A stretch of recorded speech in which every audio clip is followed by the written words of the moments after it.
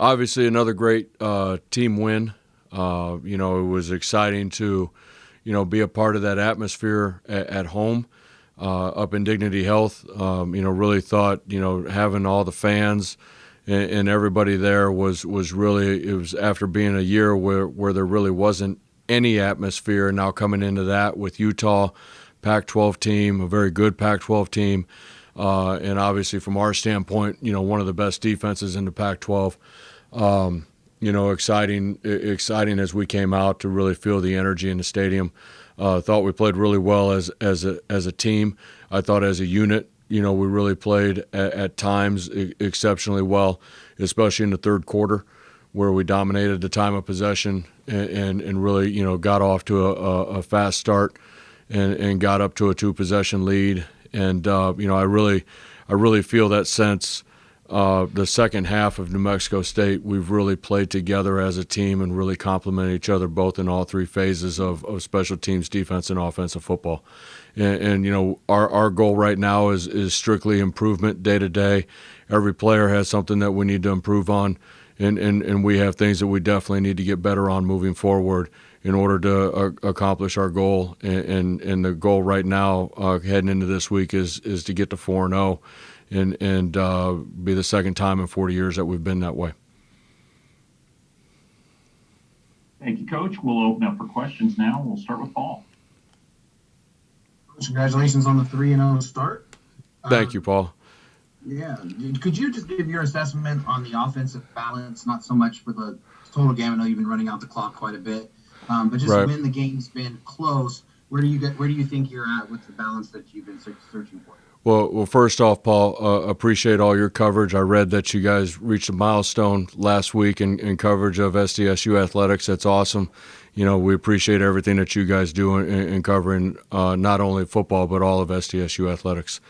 We're really striving to get to that point. I really feel that we're a work in progress. Look, our identity has always been to run the football, and we're probably at a point right now where we feel we're extremely comfortable in our ability at any point in time to be able to run the football with as well as our offensive line is playing, our tight ends, and then obviously with Greg Bell and the stable of tailbacks that we have. We got to continue to build balance. There are times where, yes, we're running out the clock, and we're gonna defend and really keep our defense off the field at that time. There are games, there are points in games where things become a possession game now, and if we can eliminate possessions from the other team, they can't score and they can't catch up, and that's a part of playing team football. And it's not about any one individual or any one number. It's about winning the game as a team, and we've reached that point in a couple games now where we're really in all three games we've reached that point. And I don't think we did a great job in the fourth quarter of doing that last week. I thought we could have helped our defense out and really limited the possessions at that point in time. So we're striving every day to get better and get better balance. And I think coming from Jordan and now Lucas playing, we look for that same jump out of Lucas from game 1 to game 2 that we got from Jordan from game 1 to game 2. Speaking of Lucas, could you just, your perspective as his QB coach and offensive coordinator, he answered the bell when it was his turn. Mm-hmm. Showed a lot of character in being able to do that. Could you just speak to his ability to show up and lead the team to a victory? Lucas has a ton of energy and a ton of confidence, and that's probably his greatest asset is his energy on the field. You heard Coach mention about how Lucas was trying to keep him calm instead of Coach trying to keep Lucas calm, and that's really Lucas is a high energy type individual on the field, and that's what we expected from him, and that's what we talked about going into this, is to use that energy to your advantage and use it to your strengths, and I think you saw that really take place in the third quarter. And into some of the possessions in the fourth quarter when he was pulling the ball. The long run that he had was a great cut. He made the free hit or miss in the hole and took it. And that's the way Lucas can be. And his improvement now from game 1 to game 2 really becomes critical for us, heading into Towson to really continue to balance out our offense as we continue to go throughout the course of this week. And then, he hasn't thrown very many passes in the second half and in the fourth quarter, but then overtime shows up and you go to him 3 consecutive times. Just your ability to have that confidence in him to, make those big plays with the game on the line. Well, let's set the record straight. The confidence has always been in him, and it wasn't just in that situation. The confidence was, with 12 minutes to go, up 2 possessions. We're now getting to a point where now we're going to limit their possessions, make them use their timeouts, and shorten the game because of the strength of our team is built on our offensive line and our running backs. And so that confidence, it's not like it wasn't there. Now it's about how do we put the team in the best position to win the game? Well, the best position to win the game at that point is to keep Utah's offense off the field and keep the ball in our hands. And now all of a sudden the game dynamics change, right? And when the game dynamics change, now all of a sudden it's, okay, we're winning the game. And at that point, the 3 consecutive passes, look, those were the next calls up if we were throwing the football in any one of those situations. And the naked I had up for 2 series, and we're backed up in the second to last series, and then in the last series, we got to force Utah to use all their timeouts, so then they can't stop the game when they get the ball back. And so, now you're playing possession games in that situation. So Lucas knew it. We talked about it as soon as they scored. Okay, we were going to take it in overtime, and then at that point in time, now, okay, first play up was going to be the naked. We talked about it's probably going to be inside the 10. Second play, we're coming right either. We got man zone beaters on both sides, and then if we get the ball inside the 3, we're calling the naked inside the 3, and it's going to be on him to make the play for us. So we knew that going into that the whole time.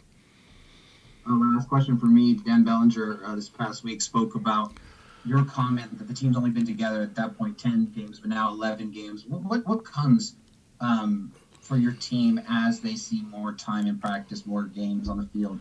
What comes in your offense? What develops? Timing and trust. And I think the hardest thing was, you saw the development from Jordan from game 1 to 2, and then, he got hurt in the middle of Arizona in the middle of the second quarter. And now all of a sudden we go to Lucas, and now we expect that timing and trust now, as we work through the course of the week in practice, with both guys, depending upon how Jordan is as we come through this, we expect that timing and that trust to really build now, and continue to build. And, it's just it's a process that we're going through. Sometimes it can be a frustrating process, believe me. I'm as frustrated at times at certain things that go on as everybody else is, but if we stay patient and we push through the process, it's going to all come together. And when it does, you can really see the balance start to play itself out and how multiple we can be. And I really think, we saw 6 pressures from Utah in the entire game. They ran the same pressure against BYU 12 times, the same one, and that doesn't include all the other ones. We saw 6 total throughout the course of the game. And Utah is a pressure-oriented team, and I think that's what comes with that balance is, okay, we have the ability to get the ball to a number of different places, and now they have to balance up and play us more base, and that puts us in a favorable position moving forward. Appreciate it. Thank you. Yes, sir, Paul. Thank you very much for being on. Thanks, Paul. We'll go to John. Coach, good to see you. Congratulations. Thank you, John. Yes. So take us through, I think we have to talk about the conversion play in the third overtime, right, and how long you've been, Coach Hope talked about the fact that you installed it like right away, right? 2 springs ago. So right.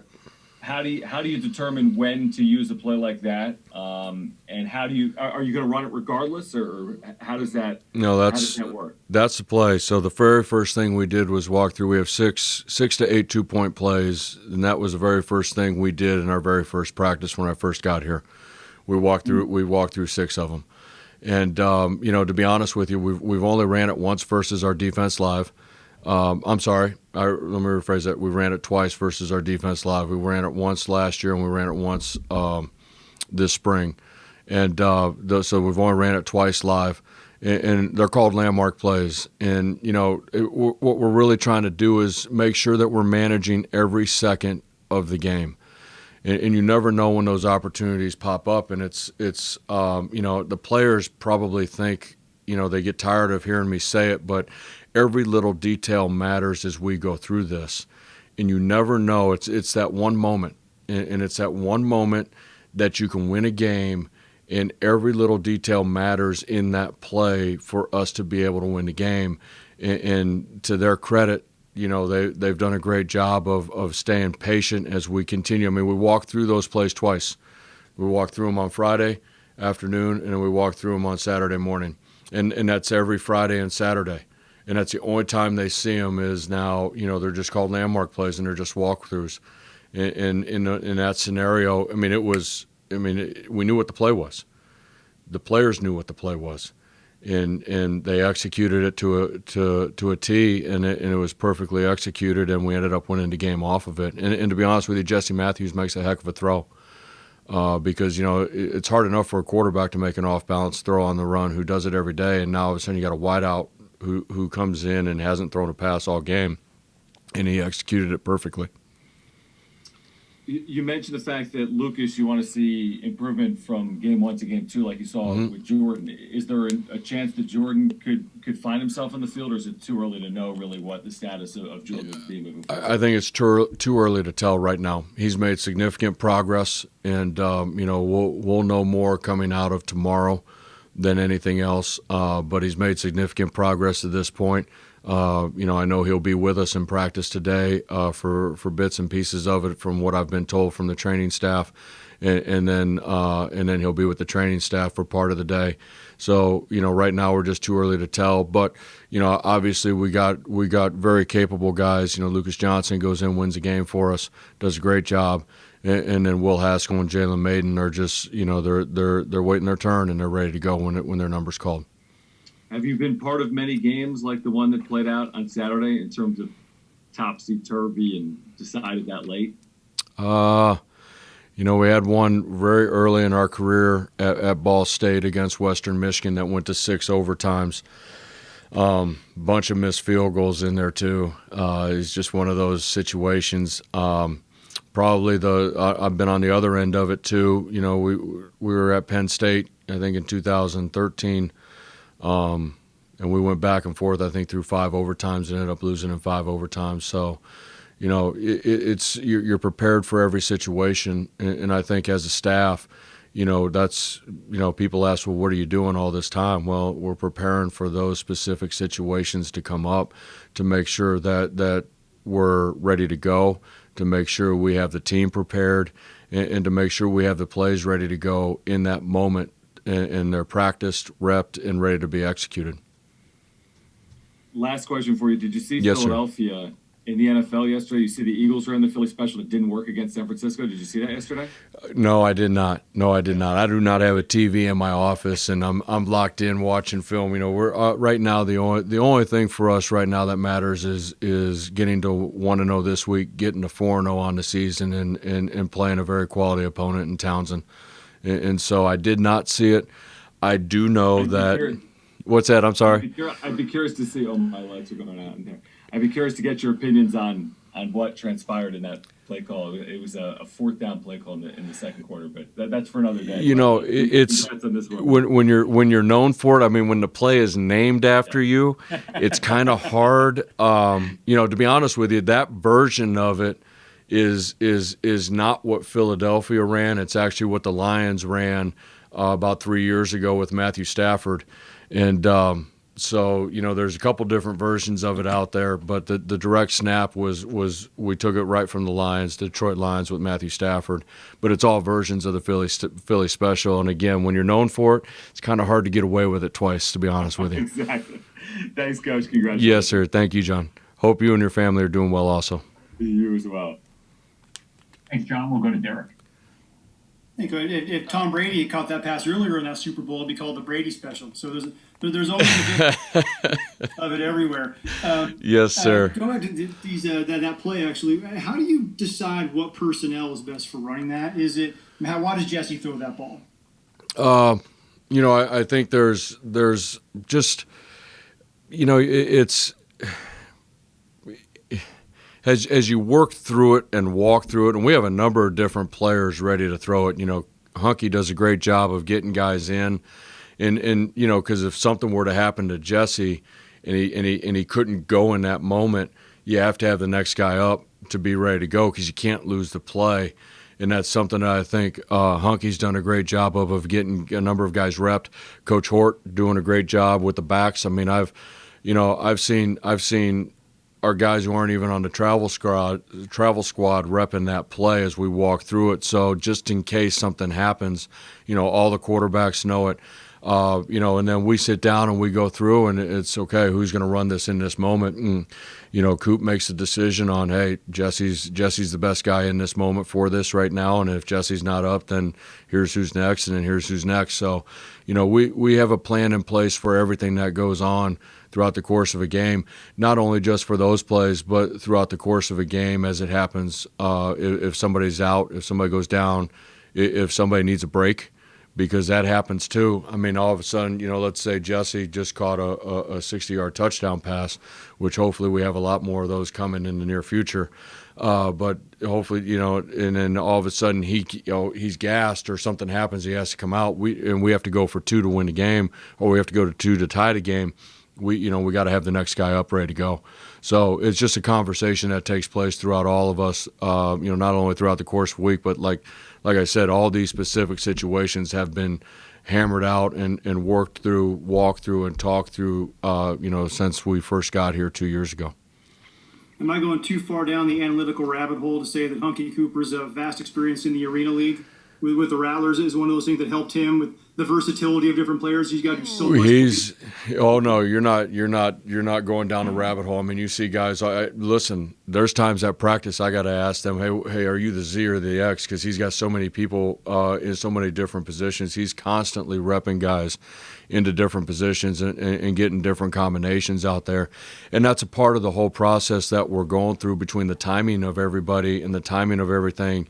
And now all of a sudden, we go into the game with our backup quarterback, and Lucas is obviously very capable, but there's still a timing element through all this that we're working through. And, that's just a part of the process that we're in.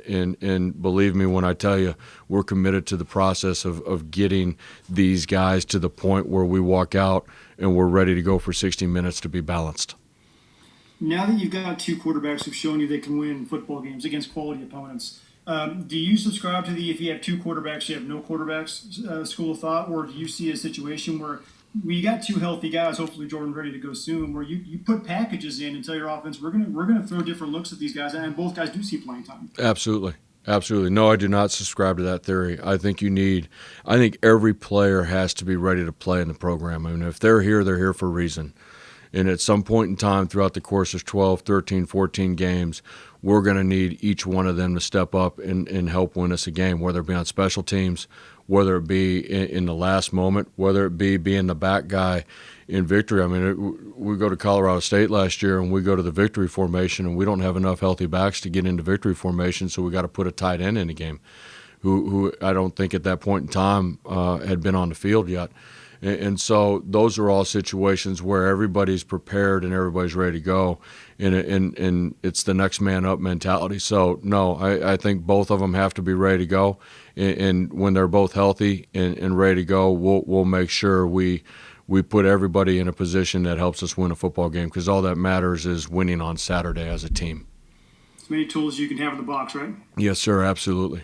Thanks, Coach. Yes, sir. Thank you, Derek. Appreciate you. Thanks, Derek. Looking for any final questions for Coach Hecklinski? Come on, Kirk. Come on, Kirk. Call for now. So you mentioned that people are gearing up for the Philly special because they're from Philly. It seems like that defenses really know when JB gets on the field, and they're really paying attention to him. How are you trying just to be able to get the ball to Jordan in space when he's been as successful at breaking up big plays and he's keyed on so much? Well, we got to continue to move him around. We got to continue to, and I really feel that with both him and Kagan and Greg and Chance Bell, we got to continue just to be able to put them in positions and make it so that they're hard to find. And not necessarily hide them, but just continue to move them around and continue to move them around to be able to get the ball into their hands. And to be honest with you, at some point in time, you just say, you know what, it doesn't matter. He's going to get the ball. If he gets his 40, if he gets his 5, if he gets his 4, I thought I could have done a better job. There were a couple things where I thought I could have done a better job of against Utah. One was getting him a little bit more involved earlier. Second was maybe being a little bit more aggressive with Lucas earlier in the game. I kept a lot of things short for him. And then on the one drive where, we'd come off the 2 touchdowns, I think we moved the ball, had to punt, and then we came back and got the ball. We got the pass interference call. I thought right after the pass interference call, I should have followed that up maybe with another shot or a naked to be able to put the ball down deep in the scoring position. So, I'm constantly evaluating myself more than I am anything else and more critical of myself on where I could have put us in better situations and put our players in better situations.